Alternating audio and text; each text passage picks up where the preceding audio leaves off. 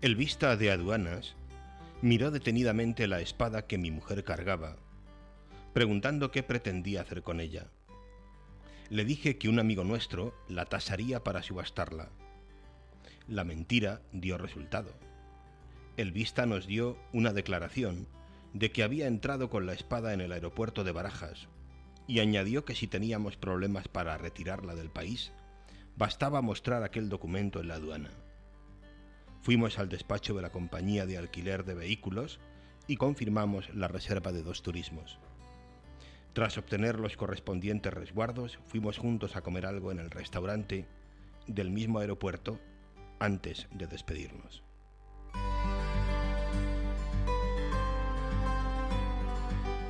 Saludos amigos, bienvenidos una semana más. Esto es 49 o más, el programa en el que cada semana en Canal Diocesano les hacemos una propuesta literaria, un buen libro que leer, un autor interesante, y eso esperamos que resulte del programa de hoy. Nos acompaña una vez más un buen amigo que es Antonio Rubio Muga. Bienvenido, Antonio.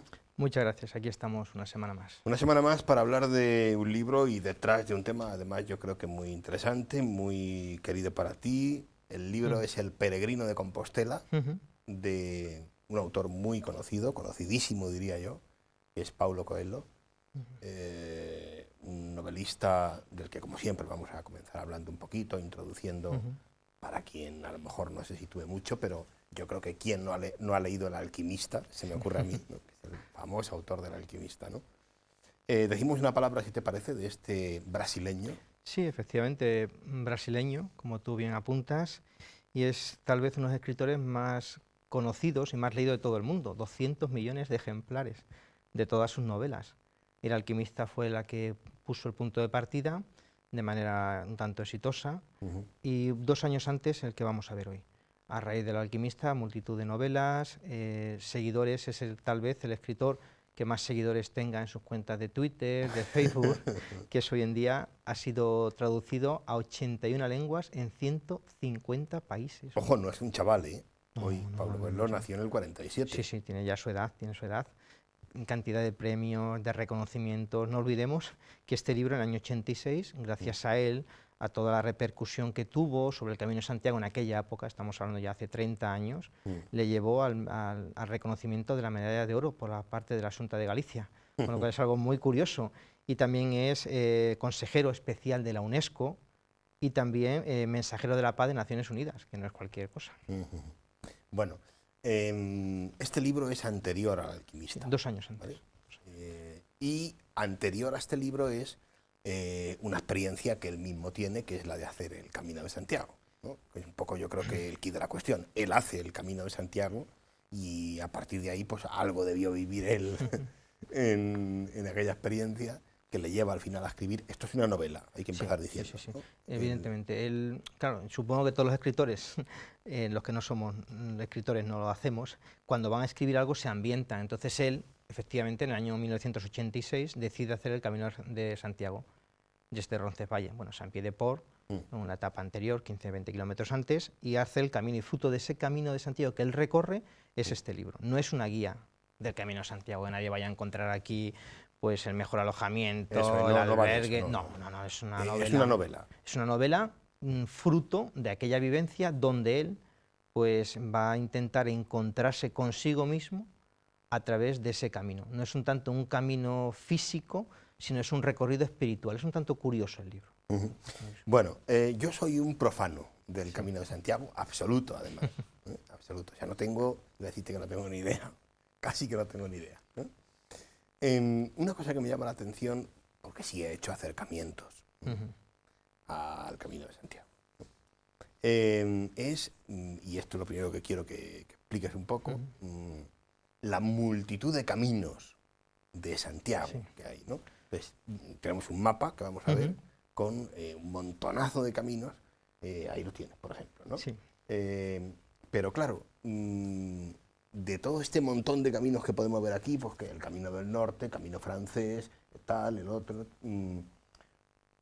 no todos son caminos como tal reconocidos como Camino de Santiago, como que se han ido añadiendo luego con el tiempo, ¿no? Rutas Ujú. A ¿O ver, cómo es esto? partimos de Explícame. una realidad. Mm. Hay tantos caminos como personas. Bueno, eso es muy poético, sí, sí. Cada uno hace el camino desde su casa. Luego, si quieres, te cuento la experiencia. Luego, ¿Tú lo has hecho desde tu casa? sí, desde mi casa. Bueno, Lo he hecho desde varios sitios y, bueno, desde mis dos casas, sí. donde los dos lugares donde tengo mi residencia, por así decirlo. Eso es, sí. Pero ¿lo has hecho cómo? ¿Andando, en coche? En bicicleta. En bicicleta. Ah. Y de hecho una vez nos llamaban todos los días de Radio Santa María de esta Bueno, casa, sí, sí, sí, sí. nos llamaban, luego contamos la experiencia. Esto, sí. Sí.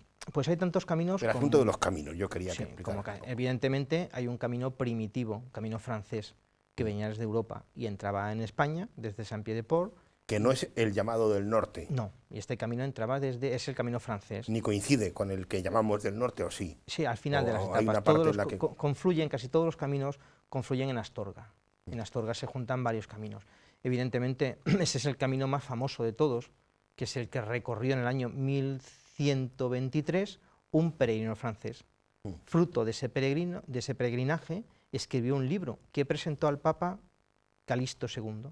Y es famoso, no hace falta que te lo diga, Códice Calistinus. Efectivamente, ahí. No viene por el autor del camino, que era un francés que se llamaba Emery Picot, 1123, sino porque se le presentó al Papa. Y en su quinto libro, en el quinto capítulo de ese libro, aparece reflejado pues toda la toponomía, podríamos decir, aparecía reflejado pues las marcas naturales, él llama así, que se va encontrando por el camino. Primer camino.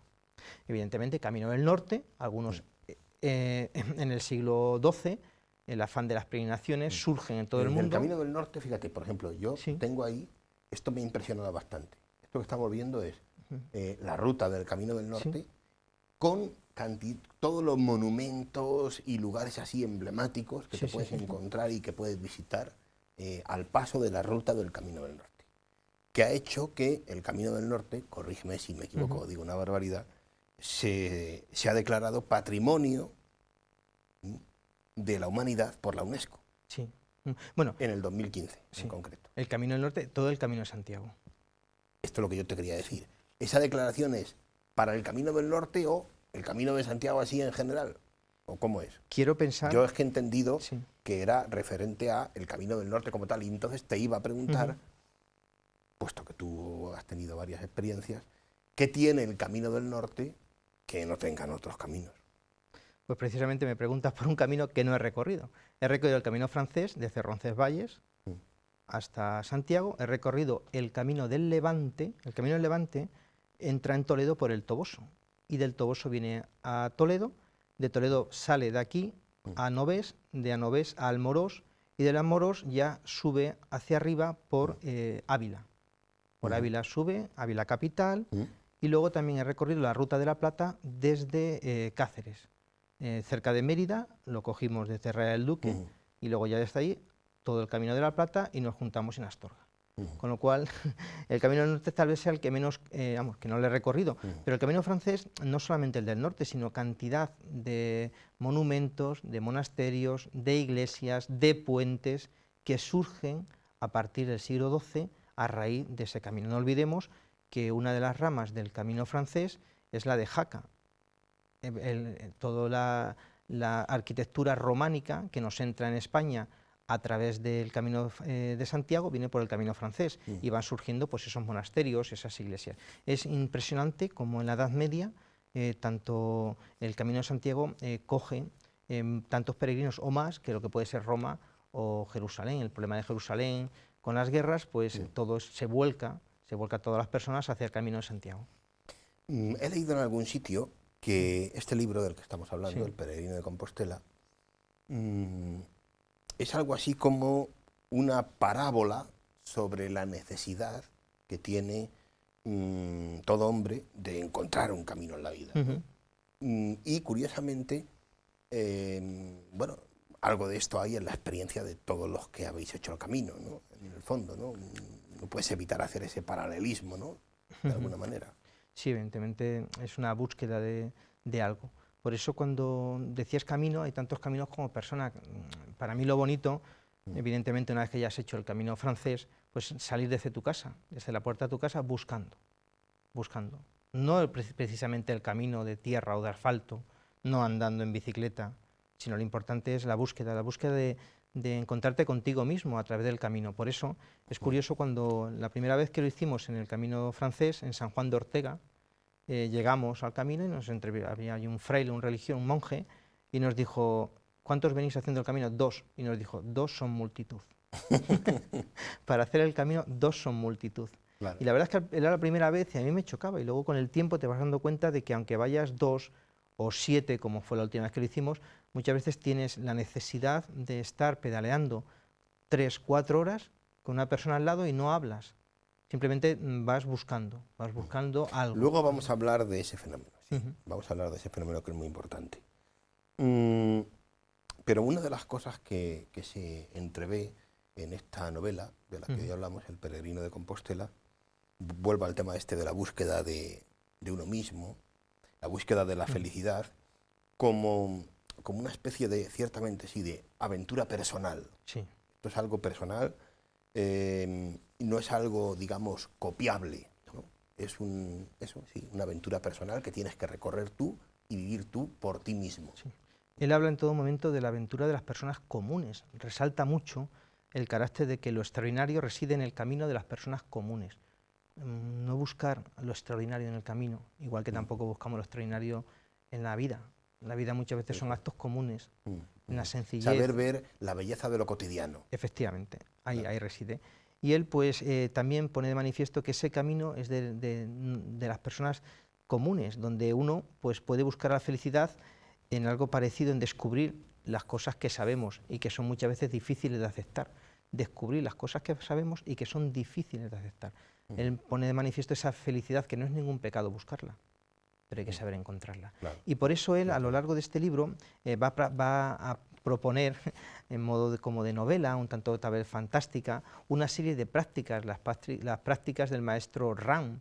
Ram significa pues rigor, amor y misericordia. Y a través de una serie de actos que aparecen en el libro, pues la persona va encontrándose consigo mismo y va logrando esa felicidad. Es muy curioso porque él lo llama ejercicios. Lo voy a enumerar, dice ejercicio de la semilla, de la velocidad, de la crueldad, del agua, del enterrado vivo, de las sombras, de la audición y de la danza. Si quieres, tener uno de los ejercicios, el más sencillito de todos, para que veas, porque hablábamos de la felicidad de uno mismo y de la búsqueda del camino, pero él en todo momento, cuando hace ese camino, el personaje del libro se ve acompañado por un guía que denomina Petrus. Entonces, todo también nosotros en la vida necesitamos, aunque estemos solos, una persona esa que figura, ¿no? Del guía, del que te ayuda, que te lleva. Efectivamente, y es Petrus, el guía, el que le va marcando las pautas, el que le va guiando, nunca mejor dicho, y el que le va revelando pues esas prácticas Ram. La del silencio es muy curiosa, dice, camine durante 20 minutos a mitad de la velocidad que normalmente acostumbraba a andar. Preste atención a todos los detalles, personas y paisajes que están a su alrededor. La hora más indicada para hacer este ejercicio es después del almuerzo. Repetir el ejercicio durante 7 días. Algo tan sencillo como caminar a la mitad para percatarnos de todo lo que tenemos a nuestro alrededor, que con la velocidad no lo encontramos. Hablando de esto, una experiencia muy bonita que se subraya en el libro, y avanzamos, es el encuentro con la creación. Sí. Y seguro que esto, pues tú tienes cantidad de ejemplos personales, ¿no? Lo que es ir caminando, ¿no? Y admirar simplemente la belleza de la creación, ¿no? Pues a través de los paisajes y los lugares que vas recorriendo. Y no solamente quedarte en admirarlo, sino ensancharte un poco por dentro, ¿no? Ensancharte el alma viendo, pues eso, la belleza de la creación. Claro. Él habla de renacer. Cuando uno se pone a viajar, conoce cosas nuevas. Y cuando uno pues conoce cosas nuevas, esas situaciones que antes no conocía, le da mucha importancia, porque depende ahora su vida de esas circunstancias. Entonces es como un renacer a la vida, el conocimiento. Y ese renacer, evidentemente, si va acompañado del fenómeno de la naturaleza, de lo bonito de los paisajes, porque cada paisaje a lo largo del camino, bien sea el camino del norte, el camino francés, el camino del Levante, el camino de la Plata, el que sea, cualquiera de los caminos, tiene su encanto. Tiene su encanto. Muchos dicen que el Camino de la Plata realmente es duro, porque es mucho tiempo sin sombra, pocos árboles y la gente no le quiere, sobre todo lo quieren la gente del norte de Europa, las personas que buscan ese sol que nosotros no queremos. Pero también uno llega a descubrir la belleza en esos secarrales que podríamos decir de Extremadura, en ciertos lugares, en el mes de agosto, pues también descubre esa belleza. Por eso te lleva a renacer en la vida y a darte cuenta de que puedes sacar algo nuevo o algo distinto, incluso de esos paisajes aparentemente no tan bonitos. Y junto a esto está el tema del tiempo, ¿no? Que me parece muy interesante, caer en la cuenta de cómo a veces no sabemos administrar nuestro tiempo, cómo se pierde el tiempo, muchas veces en el día a día, ¿no? Y en la experiencia del camino aprendes a que el tiempo tiene otra importancia, totalmente distinta. Junto con la frase del monje de San Juan de Ortega, aquella que nos decía que dos son muchos, son multitud, pues hay otra también que nos apuntó que el camino es tiempo y silencio. El camino es tiempo y silencio. Marcarte unas pautas para intentar llegar rápido no es una competición el Camino de Santiago. El camino es lo que él te quiera llevar. De hecho, la primera etapa del peregrino de Compostela dedican 7 días a dar vueltas por los Pirineos, entre Saint-Pied-de-Port y Roncesvalles, para que caigan en la cuenta de que precisamente el camino es tiempo y cada uno tiene que encontrar su propio tiempo. Podrían haber hecho aquella etapa no en 7 días, sino en 7 horas. Y dedican una semana entera dando vueltas por allí. Intencionadamente. Intencionadamente. Petrus le hace ver desde el principio, si no te dabas cuenta de que este árbol lo hemos visto desde varias perspectivas, y el otro no se daba cuenta. Es necesario el tiempo en el camino.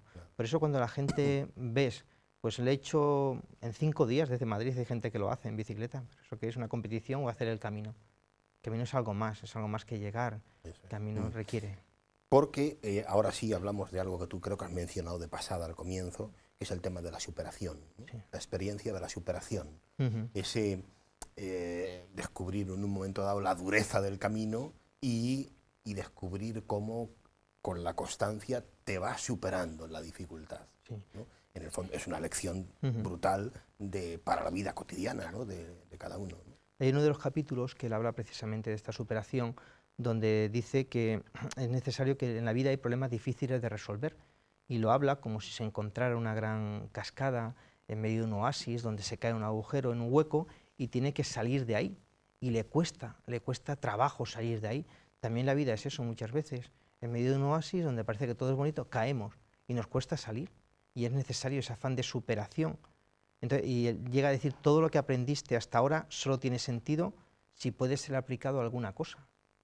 Buscamos muchas enseñanzas en la vida, pero tienen que servirnos para ser capaces de superarnos en esos momentos difíciles. Es uno de los capítulos, yo creo, muy interesante, donde él pone de manifiesto ese espíritu que no solamente tenemos en la vida, sino bueno, se acentúa en el camino. Una avería, una ampolla, te tuerces el tobillo, cualquier cosita que puede salir en el día a día, allí se te hace un mundo, y al final, como vas superando una quemadura, una rozadura, al final pues lo puedes superar si tienes ese espíritu y ese afán de conquista, que es el título de este capítulo.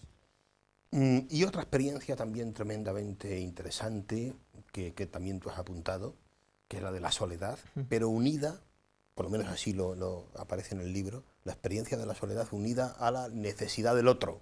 Sí.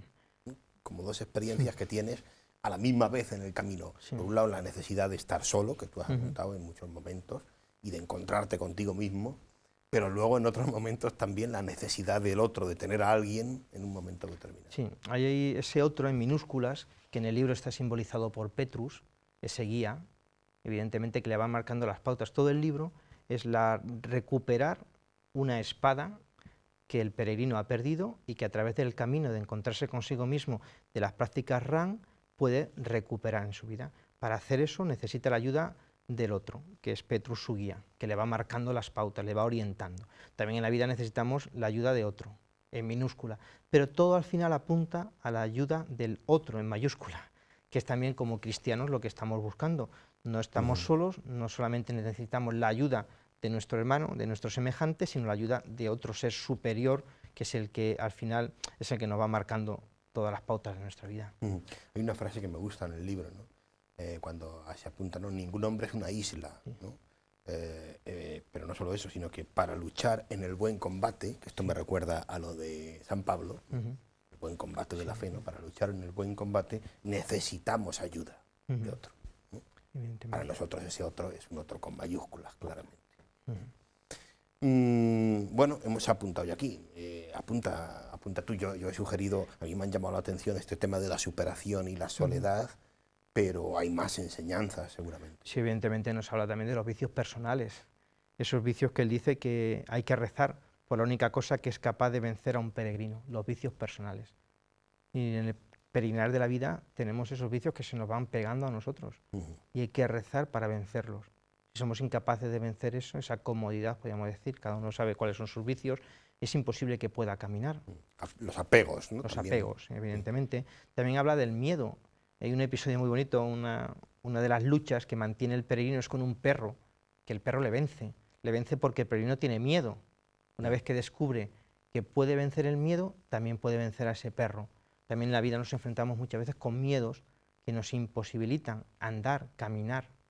También apunta a descubrir nuestra propia espada en la vida, nuestro propio lugar y el secreto que la misma encierra. Son muchos temas los que se pueden ir desgranando de este libro, ya digo, es una novela aparentemente un tanto fantástica, pero... con enseñanza de fondo. Sí, evidentemente.